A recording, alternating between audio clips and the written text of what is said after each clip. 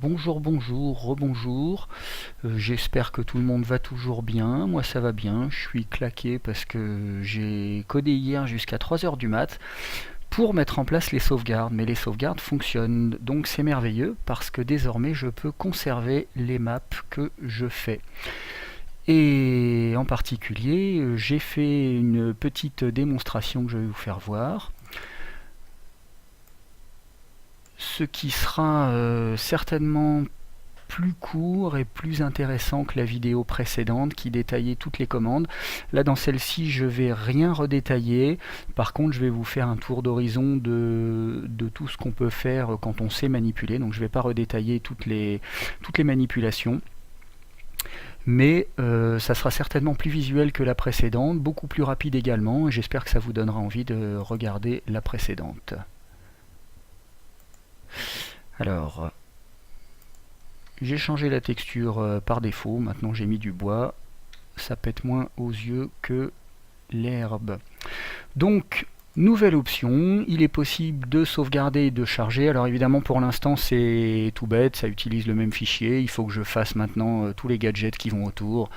Une petite interface pour choisir le nom de la sauvegarde, faire plusieurs sauvegardes différentes, éventuellement mettre en place une sauvegarde régulière à un intervalle de temps donné, toutes les 15 minutes, tous les quarts d'heure, toutes les demi-heures, etc. etc. Pour l'instant je rentre pas dans ces détails là, j'ai fait une scène que j'ai sauvegardée, il me reste donc à la charger. Et la voici qui arrive. Donc je vais vous faire voir un petit peu ce qu'on peut faire quand on sait manipuler le jeu. Et ça vous donnera peut-être quelques idées des possibilités. Alors tout d'abord pour la feuille de perso, j'ai eu un petit peu peur de ne pas être tout à fait clair dans la présentation que j'ai fait dimanche dernier. Et donc une utilisation possible de la feuille de perso, j'y ai pensé un peu plus tard, c'est tout simplement de créer un personnage que vous voyez ici qu'il est fixé, mais qui est dédié à la gestion de la feuille de perso commune. Donc si je le montre, toutes ses caractéristiques à lui sont cochées, les caractéristiques des autres personnages ne sont pas cochées, tiens j'en ai oublié une ici, peu importe.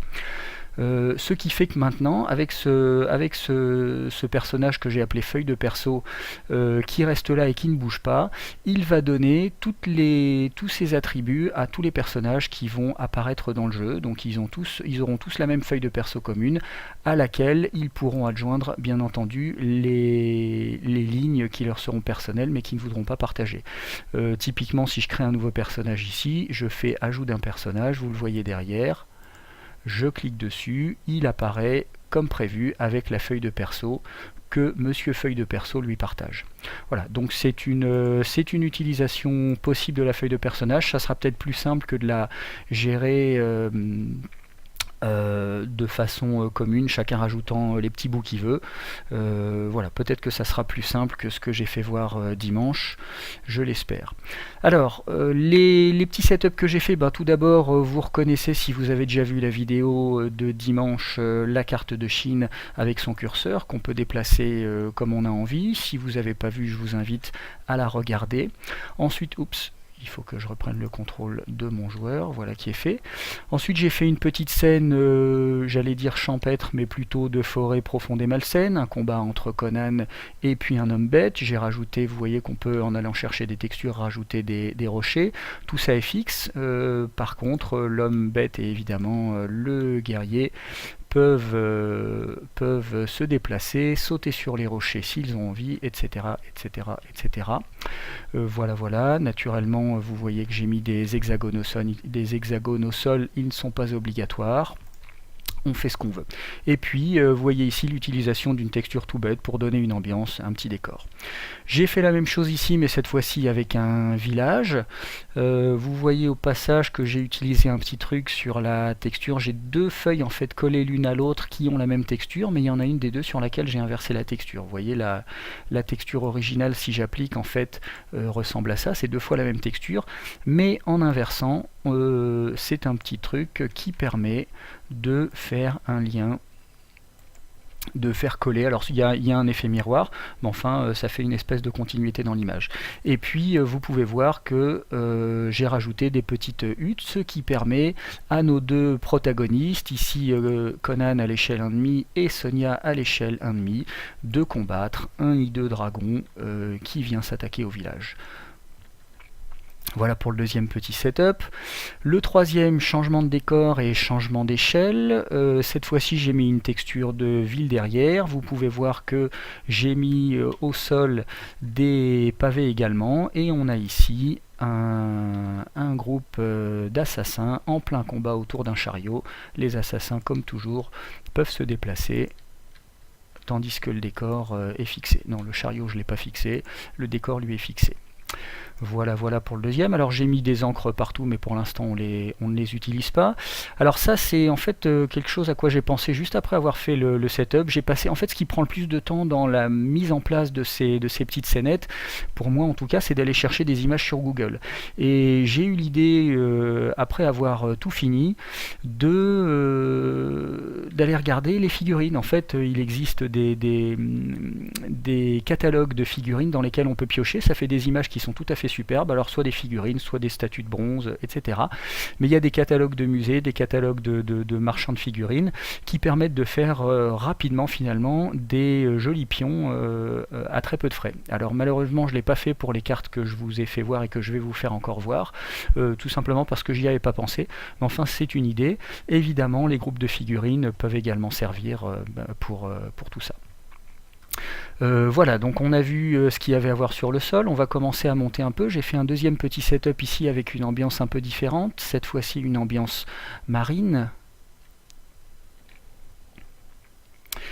où un bateau est aux prises avec un monstre marin. Comme toujours, le bateau et le monstre peuvent se déplacer. On peut bien évidemment rajouter des textures si on a envie de gérer les déplacements. Ici les textures seraient un peu gros, les hexagones seraient un peu gros. On va les mettre à 0,5 et ça colle à la taille de nos pions si on veut prendre la peine de gérer les déplacements en les comptant. Voilà pour la deuxième petite scénette. Alors ici, pareil, là ici c'est juste pour montrer, j'ai repris la texture du bateau qui est ici, et j'en ai fait une carte, et on voit que même avec une texture un peu pourrie et qui n'est pas faite pour ça, c'est pas vraiment un pont de bateau, on peut tout de même, simplement en la redimensionnant aux dimensions d'une carte, faire rapidement mener rapidement un petit combat. Ici on a un guerrier qui se déplace sur le pont, suivi d'un orc. Les déplacements sont un peu rapides, il faudra que j'adapte la vitesse des déplacements, peut-être faire un truc qui dépende de l'échelle. Quand je mets à plus petite échelle, je diminue la vitesse, et à plus grosse échelle, je augmente. Bon, ça c'est des détails qui se régleront. Mais enfin voilà, typiquement, même sur une texture qui est a priori pas faite pour ça, on peut rapidement, si besoin, mettre en place un petit combat. Je vous rappelle que ça c'est simplement un cube que j'ai redimensionné en texture. Donc c'est juste un cube, une texture, c'est un objet, donc ça prend 5 secondes montre en main de mettre en place un petit truc comme ça. On rapatrie les persos, et c'est parti pour un combat express. Ici, je suis passé à l'échelle un petit peu du dessus. J'ai été récupérer une carte de ville chinoise ancienne, pareil, que j'ai plaqué comme une carte, et sur laquelle j'ai collé deux persos. Ici deux guerriers qui se promènent donc dans la ville. Je vais repasser en interface pour les faire courir dans la ville à la vitesse que je veux. Hop, je saute sur le toit, je passe dans la cour intérieure, je suis poursuivi par un monstre, etc. Voilà. Donc encore une autre possibilité. Je reprends le contrôle de mon pion et on va passer cette fois-ci à l'échelle supérieure en taille, où j'ai carrément été chercher un gros décor ça s'appelle Summer Palace, un palais d'été chinois. Je ne sais pas de quelle époque ça date, mais vous voyez que c'est assez énorme. Alors comme c'est énorme, typiquement on peut ici profiter de l'utilisation possible des encres, hein. J'ai appelé ça encre Summer Palaceville, mais je crois que j'ai disposé de mémoire 3 encres. On va prendre le contenu, on va lister les objets. Dans les encres Summer Palace, voilà, j'ai mis un campement que je vais m'empresser de rejoindre, qui est ici. Vous voyez, donc ici c'est un campement qui se trouve à l'ouest de la carte. J'ai mis également dans les montagnes, je crois que c'est au nord-est cette fois-ci. On va rejoindre la place qui se trouve dans les montagnes. Voilà, voilà, ici on est bien au nord-est de la carte. Et puis la dernière, donc, qui est l'emplacement de la ville dans lequel on se trouvait tout à l'heure. Voilà, j'ai placé, je crois, oui, j'aurais pu mettre une encre vers les personnages, je ne l'ai pas fait, mais j'ai placé quelques petits personnages pour vous donner une idée de ce que ça peut donner. Voilà, donc on a une petite troupe ici de 6 personnages qui sont en train de courir sur cette immense route. Voilà les 6 personnages. Alors les textures sont très diverses parce que j'avais pas encore pensé à aller chercher des figurines. On a un Kung Fu Panda, etc. On met absolument ce qu'on veut. Comme d'habitude, on les déplace où on veut. Elles courent le long de la route. J'ai évidemment pas mentionné, mais je le redis au cas où, la possibilité, si on veut gérer les déplacements, de mettre des hexagones. On va leur choisir une bonne taille, on va essayer 30, on va voir ce que ça donne. C'est un tout petit peu grand encore, on va passer à 35 et on devrait avoir des hexagones de la bonne taille. Donc si on veut gérer des hexagones, là encore une fois, c'est tout à fait possible. Et puis enfin, la dernière chose que je souhaitais vous faire voir, c'est carrément dans la gestion des hexagones. Le jeu de plateau, pour ceux qui sont motivés, qui ont envie, c'est tout à fait possible. Alors je me déplace là à pied en quelque sorte, évidemment j'ai mis des encres partout, je pourrais y aller directement. Donc là qu'est-ce que j'ai fait? J'ai simplement téléchargé une image sur... Alors je vais me mettre sur l'encre quand même, ça sera plus rapide. Encre carte satellite, rejoindre, voilà, nous y sommes. Donc ici, qu'est-ce que j'ai fait? J'ai simplement été sur Google Maps ou Bing Maps, je ne sais plus lequel. J'ai été chercher une image satellite. Je vais ouvrir ici voilà. J'ai été chercher une carte. J'ai demandé à ce qu'il applique les textures du satellite. Et puis j'ai appliqué des hexagones dessus que je peux supprimer ou remettre. Et ça nous fait très rapidement une carte qui peut tout à fait servir pour faire un vrai jeu de plateau. Si vous voulez refaire des batailles napoléoniennes, il y a possibilité. J'ai été donc chercher ici des petites textures de soldats de l'époque. Voilà. Donc vous plaquez les textures que vous voulez, vous faites vos armées. Ici il y a possibilité, j'illustre avec ce bloc là, la possibilité de multiplier les textures pour faire semblant de multiplier les personnages. Vous voyez ici que la texture est multipliée par 5 et ça nous fait un bloc de 5 personnages. Donc ça peut faire un petit groupe un petit groupe armé. On peut en mettre 5, on peut en mettre plus, autant qu'on veut. En fait, il suffit de multiplier les textures. Ce que j'ai fait ici, par exemple, je crois qu'ici j'en ai mis 10 par 10, et ça fait un bloc qui peut représenter une armée de 100 bonshommes. Mais naturellement, on en met autant qu'on veut. Si on veut en mettre 25, on en met 5 par 5, ils resteront à l'échelle. Si j'en veux 50, il faudrait que je retriture le pion, pardon, 50 c'est 5 fois 10. Là on va changer l'échelle, il faudrait que je retriture un peu le pion pour les remettre à l'échelle, mais enfin c'est tout à fait possible. Et puis si je veux même une énorme armée de 2500 personnes, il suffit que je mette 50 par 50, et cette fois-ci, je vais le rapprocher un peu pour qu'on voit, je me retrouve bien avec un carré de 2500, avec un bloc de 2500 personnes, donc qui peut tout à fait représenter une armée comme un personnage unique en fonction des échelles et des répétitions de textures qu'on choisit d'y appliquer. Je rappelle qu'il est, alors j'ai mis ici les généraux et les plus gros à l'échelle 2 par exemple, par rapport à l'échelle des petits piou-piou. On peut mettre des canons, on peut utiliser des codes. Je vous rappelle que les textures sont, je vais prendre celui-ci.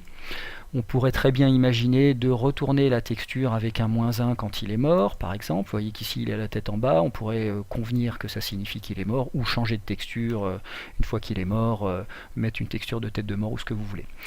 Voilà, ben, ça fait je pense un petit tour d'horizon de ce qu'on peut faire.